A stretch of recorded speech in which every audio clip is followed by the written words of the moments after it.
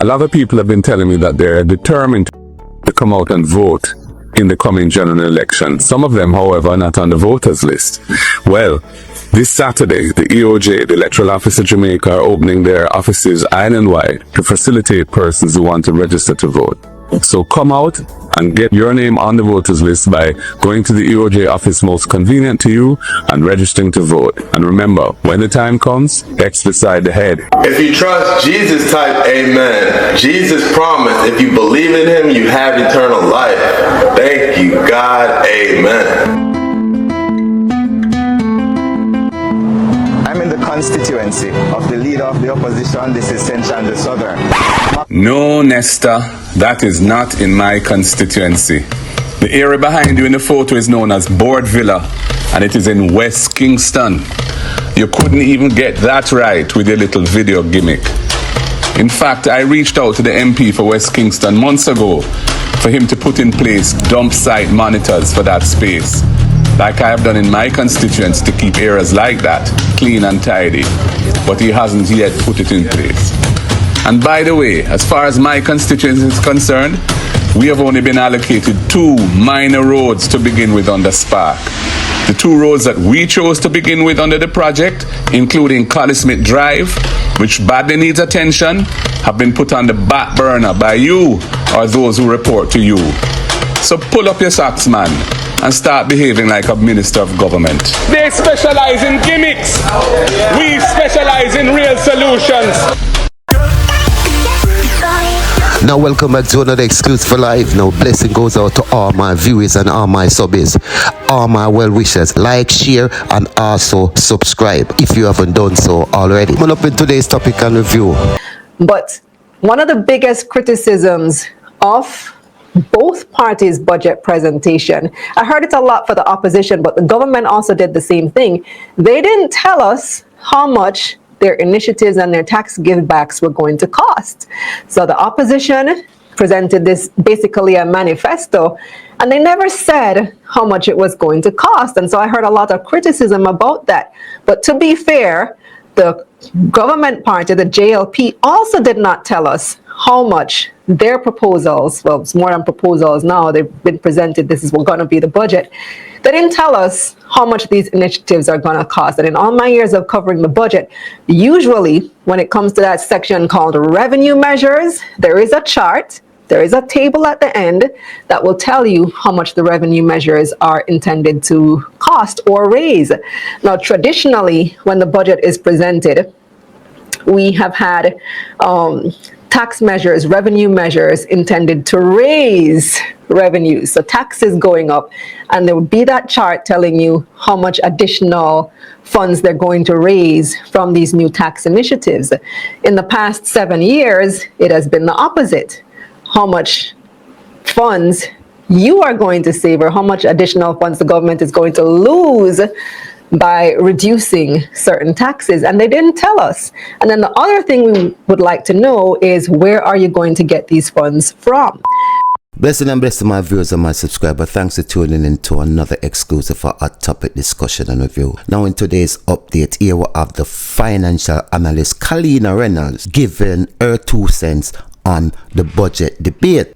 Now according to what she's saying that she noticed that the public are saying that Mark Golan budget proposal, he never give a final sum of how much his proposal were gonna cost. However, Fayval Williams in her closing budget speech was implying that Mark Golan proposal are gonna cost so much that is gonna bring Jamaica into another fence act, cause she over exaggerate the amount of money the man proposal were gonna cost. Secondly, as Mark Golan explained, he never said that budget was for any 1 year period. He's saying this is the budget, and the proposal the PNP are bringing forward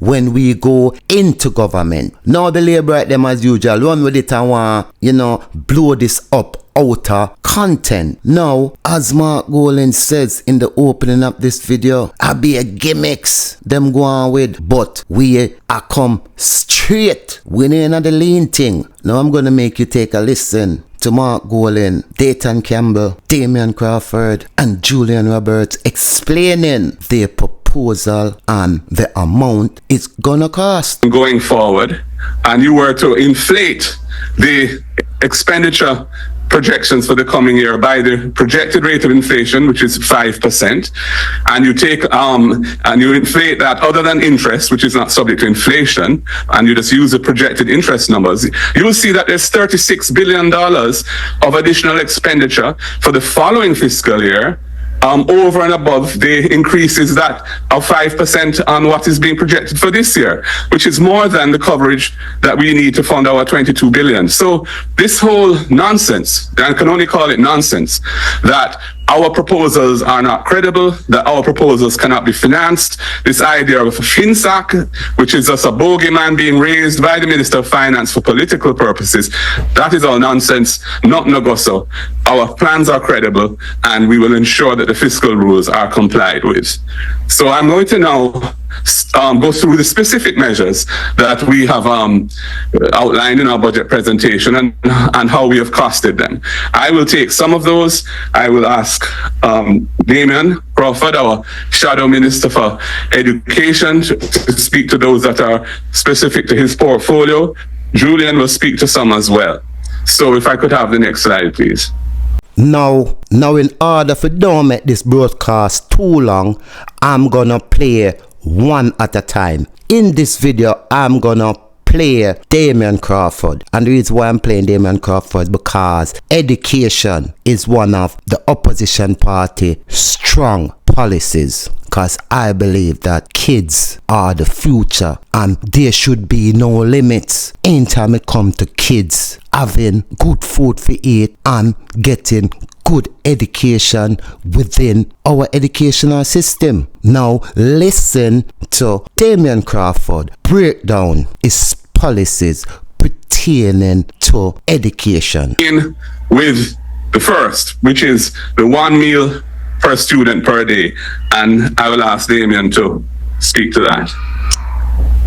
Thank you very much, Leader. I thank you for the opportunity to participate in this press conference, and a special good morning to those who are listening and the journalists who are present and online. We as a People's National Party has proposed verbatim that we would have 1 meal per needy child in school.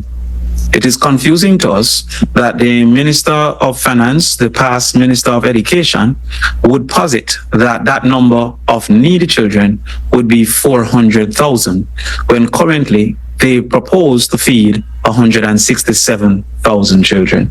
So the Minister of Education, former Minister of Education, have already stated that she believes that over 200,000 needy children would not be fed under their current policies. However, we feel that the cost per meal should not be $280 per child, as is currently being provided, but instead $400 per child. These $280 have long been stated by principals and other practitioners within education to be insufficient to feed the children. Many have caused for ask for another $100 from the children, and some have reduced the number of days that they have been able to feed the children. So we propose a $400 per meal for primary and secondary school children. The number of days in the school year, which we all know and agree is 190 days in the year. Percentage of children needing meals was estimated at 56% of children needing meals. This is based on the recent survey that suggested that severe or moderate food insecurity was 55.6%. So we carried that 56% of our people are within that space. The total number of children we have in school is 440,000. Therefore, the number of children in need of meals will be 246,400. The total cost of the proposal, therefore, multiplying 246,400 by 190 days for $400 is $18.7 billion. However, the book that everyone seems to be most concerned about has a current school feeding budget of $8.98 billion. So the additional would be approximately $9.9 billion. So $9.7 billion. So therefore, the additional that we will need to find to adequately feed the 56% of children that research has shown is likely to have difficulties in eating meals are going to be 9 billion. And again, we ask for the Jamaicans to recognize that the minister in her proposal, in her suggestion, suggests that 400,000 children are in need, of which they have made a budget to feed only 170,000, less than 170,000, leaving the other 230,000 to be sacrificed by the Jamaica Labour Party. The other proposal that we put forward is an estimate of cost for tertiary education. It is the policy objective of the People's National Party to have 1 degree per household or its equivalent. It is important that we highlight a level 4 vocation is equivalent to a degree. Within that, to facilitate that policy objective, we like to do a first in the family scholarship, meaning that the first person within a household that matriculates to the university will receive a scholarship. Ridiculously, and is a ludicrous word, but yes, quite ludicrous. The minister seemed to assume that all children in a particular age cohort will matriculate to the university, while it was her mismanagement of education that has caused for only 18% to matriculate. So while we would have hoped that all would be able to matriculate, her lack of activity and change within the ministry has caused for only 18% of our children to currently matriculate to the university. This will be something that we will target moving forward as well. However, we have to use our current circumstances for our current budget. Therefore, of the 36,000 children within the age cohort, only 18% are currently matriculating. We also have organized to assume what is the percentage of children are matriculating that will be the first in the family. Again, another feature of our society is that the vast majority of those performing at the secondary level matriculating to university are of the upper echelons of society and from families that already have a degree within that family. And so we assume 1 in every 4 person matriculating to the university, or 25%, will be first in the family. Again, another reality that we will target as the People's National Party, and that we have been targeting. Indeed, whenever there is a proposal, a plan for the movement of these people, the JLP has always sought to suggest that these are bad policy plans. They said the same about Michael Manley, they said the same about PJ Patterson. Led government. Indeed, I wonder how can it be posited that a government of PJ Patterson that moved tertiary access from 6% to 19% could be perceived to be a bad government of any sort in any country. Notwithstanding, our average annual cost per student is $600,000. We are very wary of a Minister of Finance that is refusing to do research, because if you call the universities, MICO, for example, less than 400,000, the teachers' colleges, UTEC, less than 600,000, and many UWI degrees is less than 600,000. Where will she find that the average cost of education is 900,000 is beyond me. And it is likely, therefore, that the same 18% might be the targets we achieve, might be 18% of those targets. Can you just see? So when we do that total, the number of students in the 4 years of university at any given time of for the first in the family would be approximately 6,480 students in years 1, 2, 3, 4 combined. The total annual cost of all first generation students across the year cohorts, therefore, is approximately $3.9 billion, and not 31 billion has been posited by the minister in her false accusations. The estimate for the RIDE program, again, this is a program that we have posited. The Prime Minister have chosen to seek a response. A very different program, which we'll expound upon in future conversations, but not just the provision in 2 or 3 parishes and whoever get the bus, but instead a targeted approach of 20,000 students with demonstrating need. Initially, we travel those Initially, we will target those who are most in need and scale up as the fiscal space allow to those who may be currently less in need but still would desire to have that assistance.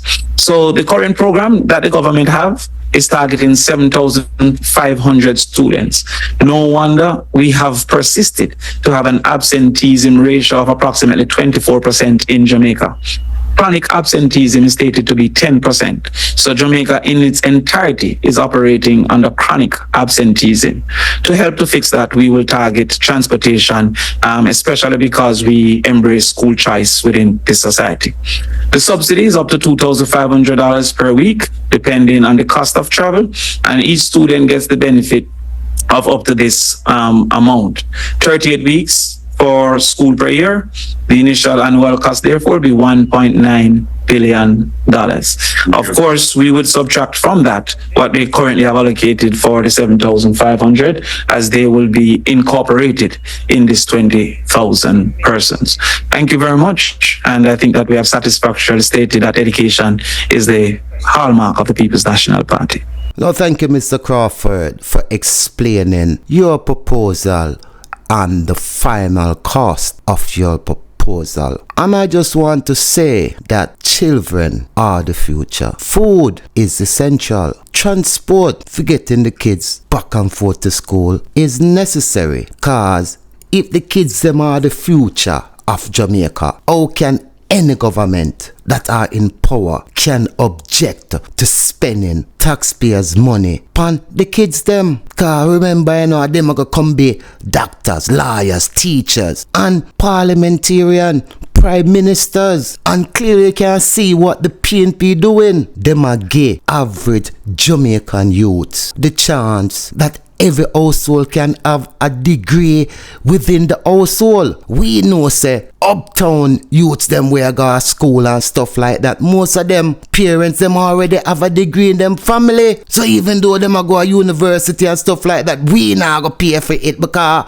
them father probably have a degree already. We are the man that target the ones them that don't have degree in the family. But as when me say, the labor right them.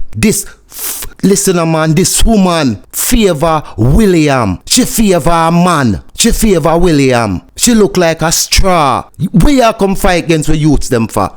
We are fight against the youths them for? You hear the man say, we want to give the youths them free food so them belly can full, so that them can in a school and learn well. He want to give them transport so them can get back and forth to school. What government are going to fight against the children in a nation? Number 28, call the election today and see. Call the election now, brother. Listen to number 28. You need to call the election now, we know. We're tired of the green people.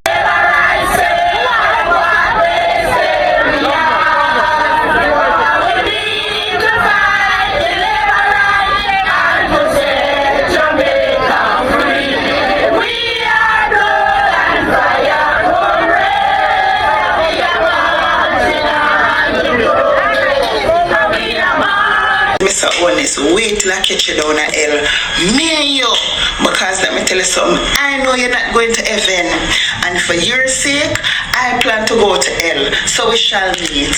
Now, as the ear, Miss Reynolds says, usually her years of experience analyzing these budget debates, she have always known both party at the end of them budget presentation to present a sum of how much their proposal were gonna cost. But as it here she's saying, and I'm gonna play it back so you can hear, she said since the last 7 years, the way of how the budget presentation should be presented has been changed by who? The GLP administration. Listen.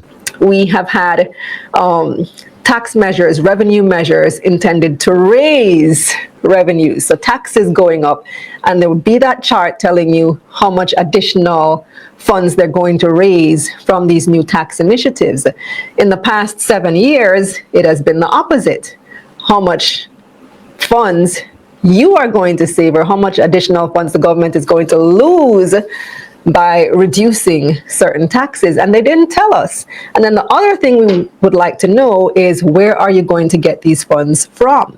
So, when you ask, when you listen to that, you can see, as me said, the trickery, the hypocrisy with this government. Cause if we calculate the proposal, what they proposing to the people, clearly you can see say is no substantial benefit to many of Jamaicans. Cause I'm always a talk about number 28, always a talk about PNP is a handout party and like give handout to people. But here we see where the Jamaica Labour Party has just realized that all the plans them that they have put in place for 9 years is not benefiting the people them of Jamaica. So number 28 in a rush, in a speed, decide that him a go give what him call amnesty or whatever him want say, whatever policy proposal, where him a give 50,000 people $20,000. Now you know that's the man with desperate. That's the man that buying vote.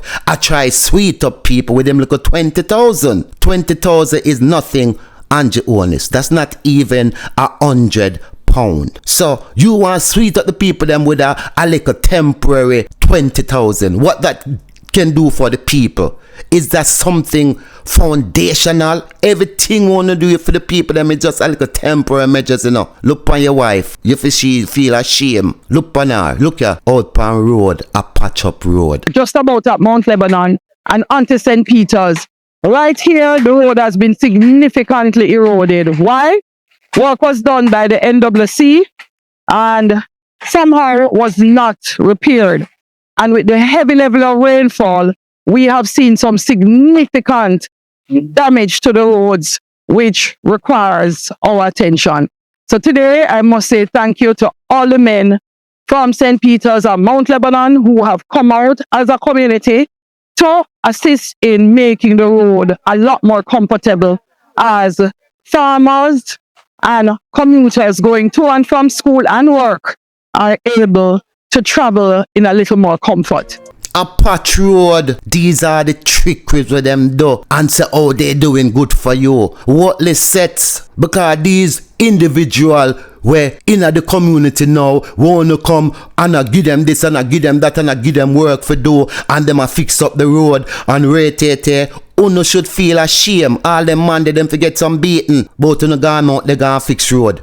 Patch up road. Uno hear that. I run the do man until I uno want proper road. Move from here with this patch up because uno patch up that next week that gonna mash up again.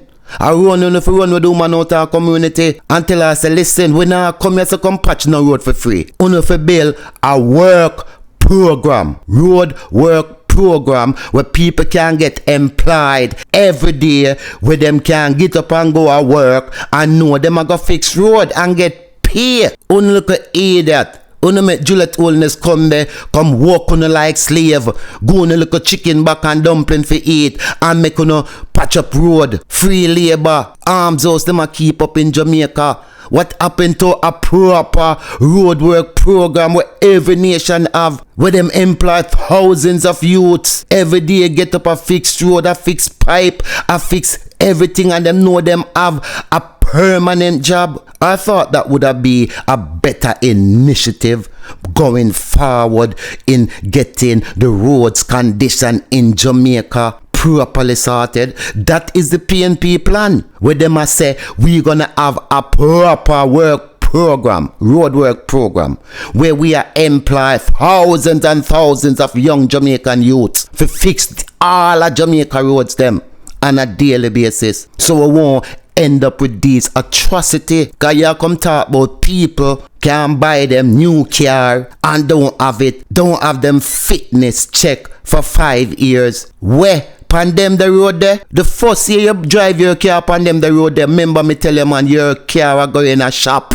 Your new car now got able for last 5 years of fitness pan them the road there. So me don't know what kind of incentive him a do for the people them of Jamaica. Why is it that the youths them can't have roadworks program where them get up and go work every day and know them have a permanent job. What is this? What is this? Look here now. This young man say him a labor wrong. This is just sad. Sad state of affair. Look what them do to Jamaica. And then them come with them trickery and switch it round and say, oh, a PNP do everything. PNP ever been in power for 9 years, you know. But a PNP responds to everything. Finzac, everything. PNP responds to SNL, them thief Usain Bolt money. Is Usain Bolt responsible for him own money? Them bad up Usain Bolt can't talk out him money. Usain Bolt affair run scared. All of the people them will lose their money. They can't speak about their money. Can't speak about their money. Oh, you jeopardize election year. And you come do this. Don't come talk election year. Crazy. We're tired of them. We're tired. Tired of the green people. We hear the rhetoric. We need your divine intervention. We're tired of the labor rights. We're tired of the green people. We are so far. We can't take it no more. We need this. We need it. Help. Help. Jesus Christ of Nazareth. Psalm 46. God is our refuge and strength. Is a liberator. Draw me. Now I want you to check out this clip with this young man. I guess his intention was to try and bring down Mark Golan and try and say him make the PNP party look bad because clearly he's a GLP supporter. It's very good. I mean, we know Westmoreland has traditionally been good for the People's National Party. It's a letter to the 7-star General Councillor, Deputy Mayor Dan. And this is also a letter to Masterman, the leader of the opposition. I heard you tour Westmoreland just last week, and you said to the people of Westmoreland that years of loyalty you have with Westmoreland has always been in the People's National Party column. I just want to ask you, is this what years of loyalty represents? You should have feel shame to come and show that as the party in power. Cause 9 years in power and look what they do to Westmoreland. And the only reason why that era look like that is because it's a strong PNP era. And if PNP was in power, none of Jamaica wanna look like that. Whether a GLP or PNP era. Because once we in power, we cater for every single Jamaica. Every single Jamaican we cater for once PNP in power. Unlike the labor right them, not even food. You don't want to give the kids them in school. Only is a wicked set.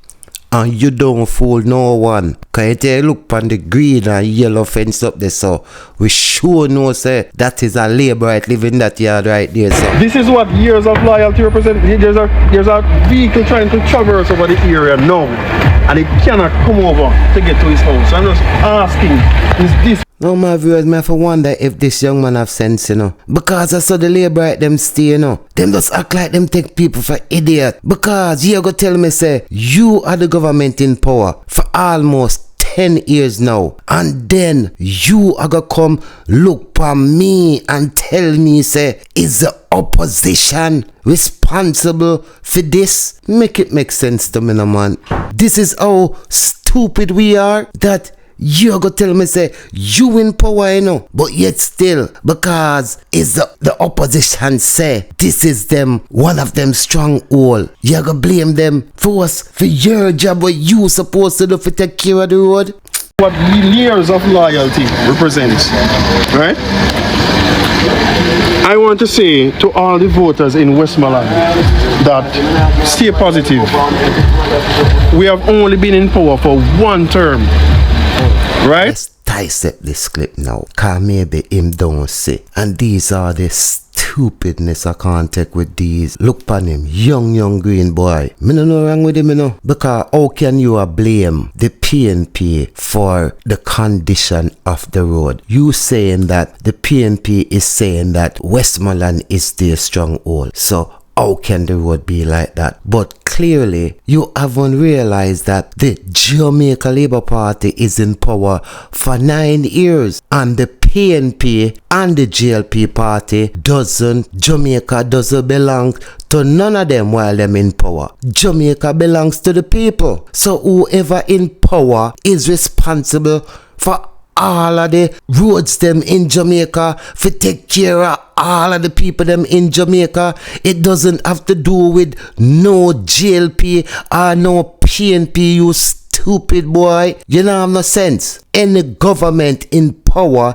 is responsible for the entire Jamaica. So just come off of the internet, man, and just move, man, and go check yourself, man, and go have some sense, man. Cha. Annoying. And also, since you was so proud, for sure, the destruction, I hope, for see where you make sure, say, you fix the road there. Make sure you fix it, and then you come and talk. But don't come and show your arms out and I blame other person's feet. Move from here, go fix it, and then you come and talk to me. I bet say that I go stay there so until PNP go in a power to get it fixed.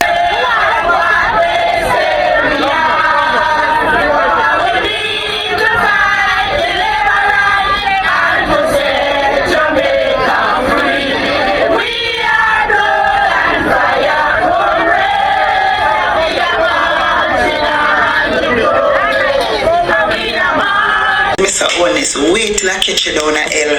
Me and you, because let me tell you something, I know you're not going to heaven. 80.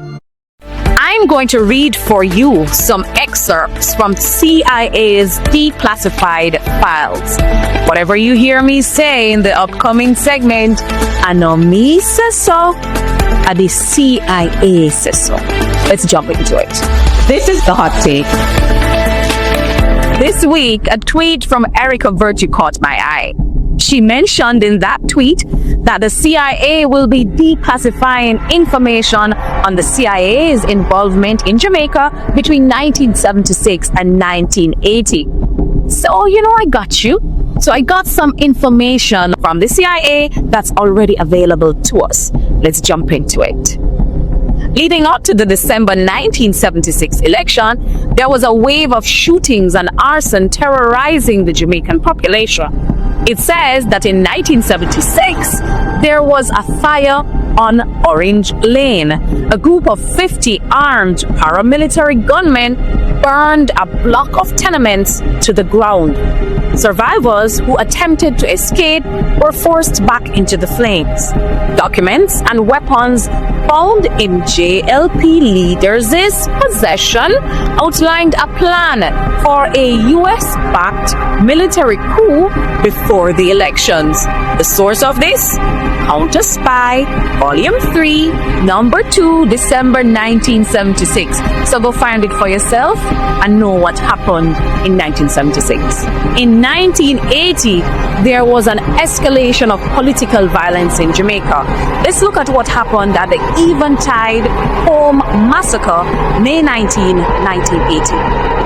Mercenaries burned down a home for destitute elderly women, killing over 150 aged and infirm residents.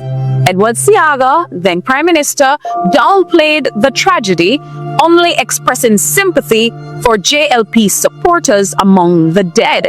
This, of course, sparked outrage across Jamaica, with people questioning whether JLP lives were considered more valuable than PNP lives or the lives of Jamaicans who had no political affiliation.